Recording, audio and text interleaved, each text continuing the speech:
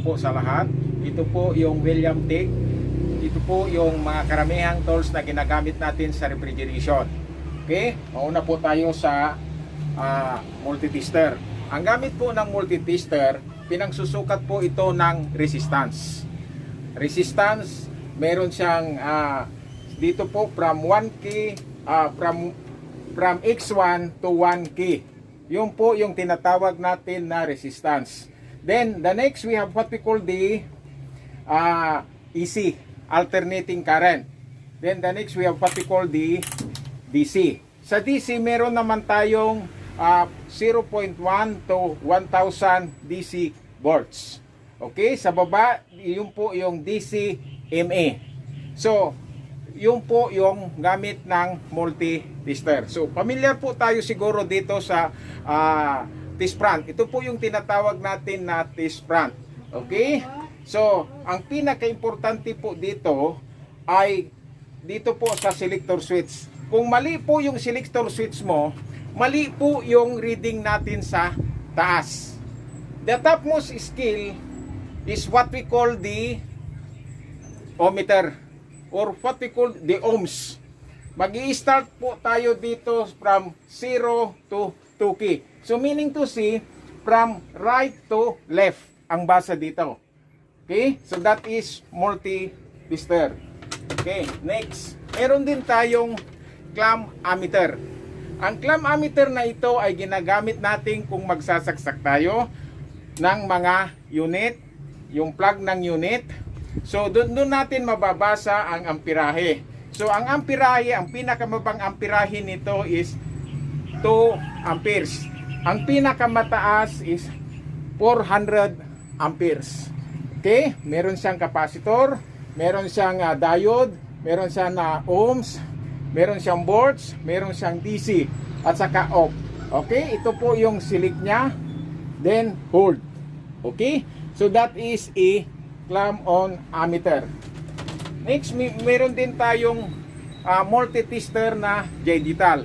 Sa multi-tester na digital, mababasa natin doon yung meron din tayong ohms or what we call the resistance. Meron din tayong EC, meron din tayong DC voltage.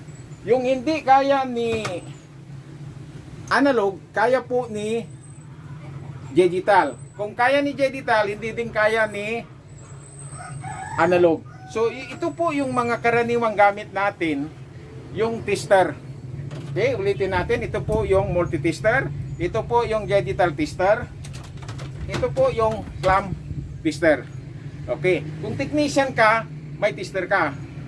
Okay, so tandaan po natin yan. Kasi maski ikaw ng pinakamagaling na technician, kung wala kang gamit, wala kang tester, hindi mo mapupreba kung tama mali yung nare-reading mo. Okay? So ito po yung mga tester. Then the next, punta po tayo sa gauge manifold. Ito po yung gauge manifold natin. Ang gauge manifold ay ginagamit natin sa pinagsusukat ng pressure sa low side. Ito ay ginagamit din ng pangsukat sa high side. Pagka sinabi natin na low side, ito yung low pressure. Okay? Ito rin yung high pressure. Balik tayo sa low pressure. Mag-start tayo from 0. Kung mercury doon, ito yung vacuum niya. From 0 to 30 inches mercury. Okay? Dito naman sa pataas sa positive, magmula tayo sa 1 hanggang 200 PSI. Okay? So yun po yung sa low pressure. Sa high pressure naman, ito yung bomba ng motor. Pinangsusukat ng bomba ng motor. Okay? Magmula tayo sa 0 to 500 PSI. PSI meaning to say pound square inch. Yun po yung gamit ng gauge manifold. So karaniwan na nakikita natin po, ito po yung kulay ng mga hose. Okay? So ang green ay yung blue, palaging nasa low side. Yung yellow, yung po palagi ang nasa center, or what we call the common, ay yung red, palaging nasa high side. Ito po yung handbar. Okay? So ito po yung gauge manifold. Then, meron tayong screwdrivers. Pagka sinabing, napakinggan mo yung screwdrivers, ibig sabihin yan, ang pinag-uusapan natin yan, positive at saka negative. Siguro magtaka kayo kung bakit positive at saka negative. Ito po yung tinutukoy natin, yung tip. The Phillips screw is served as a positive and the flat screw is what we call the negative. Okay? Meron din tayong side cutter. Okay? Saan natin ginagamit? Ito'y ginagamit natin sa pambabalat ng wire. Okay? Ganon din si long nose. Hinahawakan po ni long nose. Tapos, i-script natin upang matanggal po yung balat ng wire. Okay? Same through. We have the pliers or the plies. Then, meron po tayong, ito po yung tinatawag natin na flaring York. Ito po yung flaring block. Okay? So, sa flaring block, mababasa natin yung iba't ibang klase ng tubo. Okay? Ang pinakamalaking tubo na sa flaring block na ito, meron tayong 516. Meron tayong, ang pinakamalit naman is 316. Okay? So, iba't ibang size ng tubo na pagkagamitan po sa flaring block. Okay? Then, ito po yung flaring York. Palaging magkasama si flaring York at si flaring block. Okay? Kasama din nila si tube cutter. Kasi ang tube cutter, ito po ay pinanggagamit natin, pinagpuputol ng mga tubo. Halimbawa, ganito.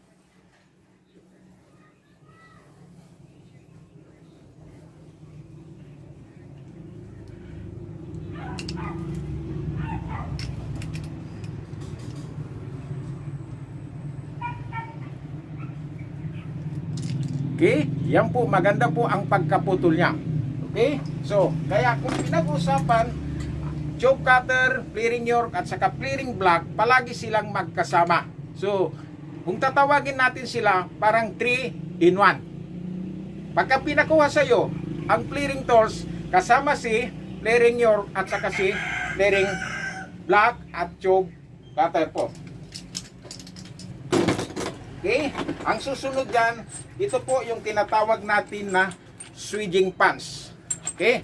Switching pans. Iba't ibang klaseng size ng tubo, iba't ibang klase ng size ng switching pans. Halimbawa, ito 516.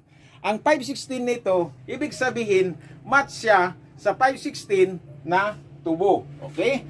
So, halimbawa, gusto tayo magdugtong. Parehas na size, kailangan gamitin siya ng switching pans. Okay? Next, we have the adjustable wrench.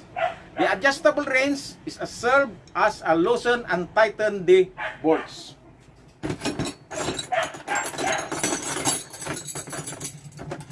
Okay? Ito naman yung tinatawag natin na combination wrench. Okay? Ito. Combination wrench ang mga ito. Bakit siya tinawag na combination wrench? It's a combination of an open and a box wrench. Kaya tinawag siyang combination wrench. Okay? Meron yung 14 ang size ng tornilyo dito, 14 din dito sa box wrench. Meron din naman yung mga iba, kagaya nito. Ito naman ang tinatawag natin na open wrench. Okay? Then, ito naman ang tinatawag natin na pinch off. Para siyang vice grip, pero ang gamit nito, pinipinch ang tubo. Halimbawa, tapos na tayong magkarga, for the charging, iniipit natin ganyan. Yun yung po yung gamit ng pinch off. Okay?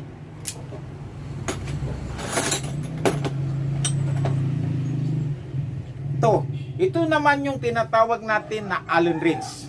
Ang Allen wrench na ito, meron kasi tayo na Allen screw bolts. Lalong-lalo na po sa mga split aircon, ginagamitan natin ng Allen wrench doon sa barbula niya.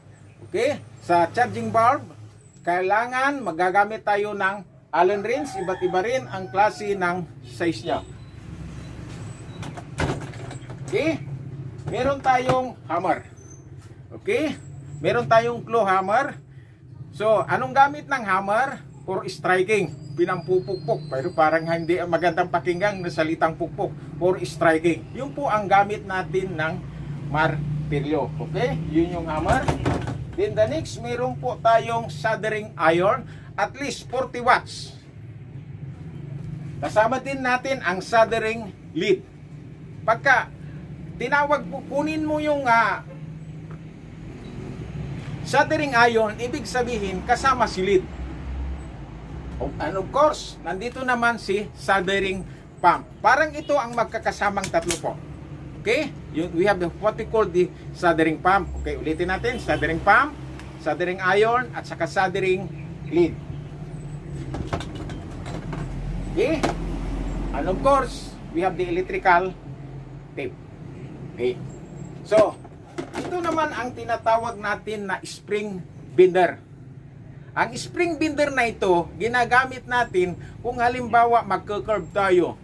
Kumuha tayo ng 45 degrees. Okay? 90 degrees. Okay? Ito po ang pinagbibind natin ng iba't ibang klaseng size ng spring bender ng tubo. Okay? Depende po sa laki ng tubo, kung ano ang size ng tubo, siya rin ang size ng spring bender. Okay? We have the file.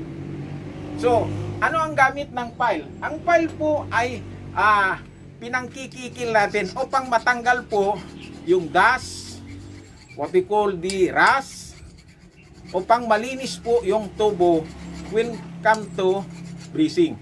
Kailangan meron tayong half moon file. Okay? Next, we have the vacuum pump. Ito po yung tinatawag natin na vacuum pump. Okay? So, anong gamit ng vacuum pump? Ang gamit po ng vacuum pump, kung magkakarga tayo ng preyon, kailangan babacuumin natin. Kailangan ang vacuum pump natin ay rotary vacuum pump. So, importante po yung vacuum pump. Okay? Then, meron din tayong mga service tank. Okay?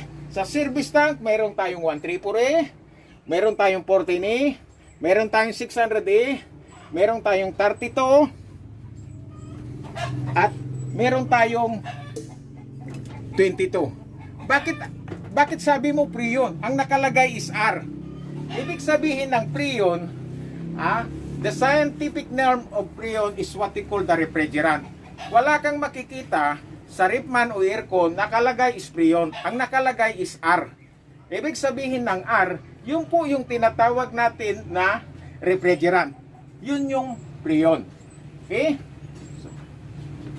Then, meron din tayong tinatawag na map gas. Ang map gas na ito ay siyang pinanggagamit, pinanghihinang natin kung magdudugtong tayo ng tubo. Okay? Pag-usapan natin yung tubo, iba't ibang klaseng tubo po ang ginagamit natin sa ref at saka aircon. Okay? Meron tayong aluminum tube.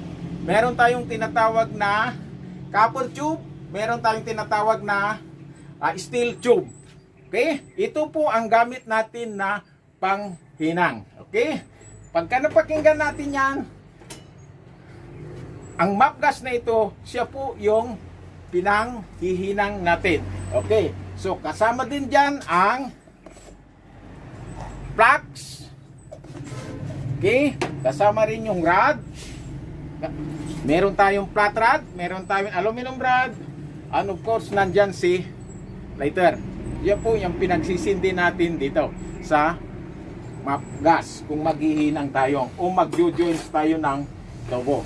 Okay. Ito naman yung goggles. Gamitin natin goggles sa laboratory natin. Okay? Yan. Kailangan may goggles tayo. Protection din natin sa ating mga mata. Okay? So, ito po yung goggles natin. Then, meron din tayong extension cords. Ang extension cord na ito, kailangan iba't ibang klase na outlet ang pwede. Okay? Merong nakaredy po siya sa aircon. Nakaready po siya sa bilog na outlet. Then meron din tayo sa plug. Okay? So yun po yung tinatawag, kailangan may heavy duty extension po tayo. Then ito po yung tinatawag natin na pressure washer. Okay. Ang pressure washer na ito, kailangan natin ito kung maglilinis tayo po ng mga aircon. Mapa-split man, mapa-window type of aircon. Okay? So, pagka halimbawa split yung aircon na gagamitin natin, ito po yung tolda. Kung maglilinis tayo. Okay? So, blower. Ito rin ang gagamit natin pagkatapos tayo maglinis ng aircon. Binoblower natin. Sinisigurado po natin upang matanggal lahat yung talsik ng tubig doon sa loob ng aircon. Okay? Yun po yung gamit ng blower. Okay? And of course, we have the last, salamin. Bakit natin gagamitin yung salamin? Ang salamin na ito, kung maghihinang po tayo, ito po upang makita po natin yung likuran. Sinasalamin natin yung hininang natin. Upang kung halimbawa may dipik siya, makikita natin kung hilaw pa o kaya nahinang na. Ito po yung mga simple na gamit. So, sa aircon, sa William Take po, ito po yung mga simple at ginagamit namin sa aircon shop. Natutunan sa bidyong ito at nalaman nyo at iba't ibang klaseng tools na gagamitin natin sa aircon at saka sa refrigeration. Bakit?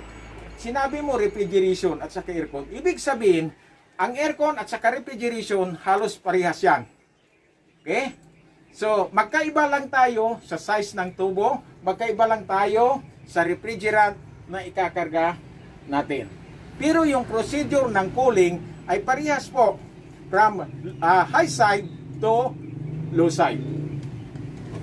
So, sana may natutunan kayo, may napulot kayong aral sa bidyong ito.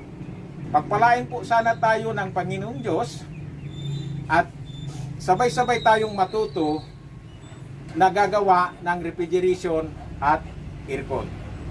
Thank you.